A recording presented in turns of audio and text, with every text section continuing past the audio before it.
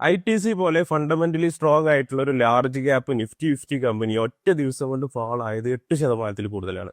Government cigarette പ്രൊഡക്റ്റിന്റെ പുറത്തുള്ള എക്സ്ട്രേറ്റ് duty വർദ്ധിപ്പിച്ചതുമായി ബന്ധപ്പെട്ടുള്ള ഒരു ന്യൂസ് പുറത്തു വന്നതിനെ തുടർന്നാണ് 2 ദിവസം കൊണ്ട് ഒരു 13% ഫാള് ITC എന്ന് പറയുന്ന ഫണ്ടമെന്റലി സ്ട്രോങ് ആയിട്ടുള്ള ഒരു സ്റ്റോക്ക് ഉണ്ടാക്കിയിട്ടുള്ളത്.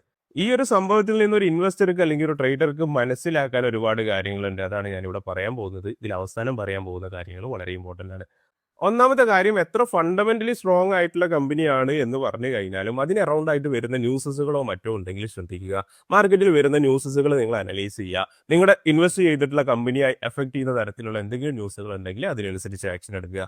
അതുപോലെ തന്നെ ഈവൻ നിങ്ങൾ സ്വിംഗ് ട്രേഡുകളൊക്കെയാണ് ചെയ്യുന്നത് എങ്കിലും ഒരു എക്സിറ്റ് പ്ലാൻ ഡെഫിനറ്റ്ലി ഉണ്ടായിരിക്കണം. നമ്മൾ ഇൻവെസ്റ്റ് ചെയ്യുന്ന സ്റ്റോക്കിൽ എത്രത്തോളം നഷ്ടം സഹിക്കാൻ പറ്റും എന്നുള്ള ഒരു എക്സിറ്റ് പ്ലാൻ ഉണ്ടായിരിക്കുക. ഈവൻ നിങ്ങളൊരു ടാർഗറ്റ് സെറ്റ് ചെയ്തിട്ടില്ല എങ്കിലും ഒരു സ്റ്റോപ്പ് ലോസ് ഡെഫിനറ്റ്ലി സെറ്റ് ചെയ്തിട്ടുണ്ടാവുക. ആ സ്റ്റോപ്പ് ലോസ് ഓർഡർ ആയിട്ട് സിസ്റ്റത്തിൽ ഇട്ട് വെക്കുക.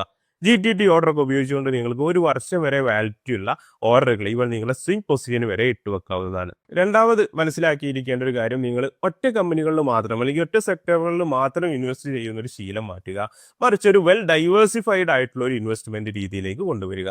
അങ്ങനെയാണെന്നുണ്ടെങ്കിൽ ഇപ്പോൾ ഒരു സ്റ്റോക്ക് ഡൗൺ ആയി കഴിഞ്ഞാലും മറ്റ് സ്റ്റോക്കുകൾ അതിനെ അത്രത്തോളം എഫക്ട് ചെയ്തു എന്ന് വരില്ല. Don't put your all eggs in one basket എന്ന് പറയും. എല്ലാ മുട്ടകളും ഒറ്റ ബാസ്ക്കറ്റിൽ ഇട്ട് വെക്കാതെ ഡൈവേഴ്സിഫൈ ചെയ്ത് ഇൻവെസ്റ്റ് ചെയ്യാനായിട്ട് ശ്രമിക്കുക. ദെൻ പലരും ചോദിക്കുന്നത് കണ്ടു, ITCയുടെ സ്റ്റോക്ക് ഇപ്പോൾ ആവറേജ് ചെയ്യാമോ അല്ലെങ്കിൽ ഇപ്പോൾ ഇൻവെസ്റ്റ് ചെയ്യാമോ എന്നുള്ളത്. എന്തുകൊണ്ടാണോ ITC ഫാൾ ആയത്, ആ ഒരു ഫണ്ടമെന്റൽ റീസൺ അവിടെ ഉള്ളത് കൊണ്ട് തന്നെ ITCയിൽ ഇനി ഒരു ഫ്രഷ് ഇൻവെസ്റ്റ്മെന്റ് നിങ്ങൾ ഇപ്പോൾ പരിഗണിക്കേണ്ട. ആ ഒരു പ്രശ്നം മാറി, ആ ഒരു ഫണ്ടമെന്റലി ഉള്ള ആ പ്രശ്നം മാറി ഒന്ന് മാർക്കറ്റ് തിരിച്ചു കയറുന്നു എന്നുള്ള ഉറപ്പ് വരുന്ന സിറ്റുവേഷനിൽ മാത്രം നിങ്ങൾ ഇൻവെസ്റ്റ് ചെയ്യാനോ പുതിയ ട്രേഡുകളോ പ്ലാൻ ചെയ്യുക. Don't catch A falling knife എന്ന് പറയും. വീണുകൊണ്ടിരിക്കുന്ന സ്റ്റോക്കിൽ പോയിട്ട് ആവറേജ് ചെയ്യാൻ ശ്രമിക്കരുത്. വ്യക്തമായിട്ടുള്ള ഒരു റിവേഴ്സൽ കാണിക്കുന്നത് വരെ അതിലൊരു ഫ്രഷ് എൻട്രി നോക്കാതിരിക്കുക. പിന്നെ ഇവിടെ ഏറ്റവും ഇമ്പോർട്ടൻ്റ് ആയിട്ട് എനിക്ക് ഓർമ്മിപ്പിക്കാനുള്ളത് ഒറ്റ കാര്യമാണ്. ഇതുപോലെ ന്യൂസുകൾ അനലൈസ് ചെയ്തുകൊണ്ട് കൃത്യമായിട്ട് സ്റ്റോപ്പ് ലോസും ടാർഗറ്റും പ്ലാൻ ചെയ്തുകൊണ്ട് ഇടയ്ക്കൊക്കെ നമ്മുടെ ഇൻവെസ്റ്റ്മെന്റ് റീഅലോക്കേറ്റ് ചെയ്തിട്ട് ഇങ്ങനെ കഷ്ടപ്പെട്ട് നമ്മൾ ഇൻവെസ്റ്റ്മെന്റോ ട്രേഡോ ചെയ്യേണ്ടതുണ്ടോ? അതോ ഈ ഫണ്ടൊക്കെ എടുത്തിട്ട് നല്ലൊരു മ്യൂച്വൽ ഫണ്ട് കണ്ടെത്തിയിട്ട് അതിൽ ഇൻവെസ്റ്റ് ചെയ്താൽ മതിയോ? അങ്ങനെയാണെങ്കിൽ നമുക്ക് വേണ്ടി ഫണ്ട് മാനേജർ പണിയെടുക്കില്ലേ?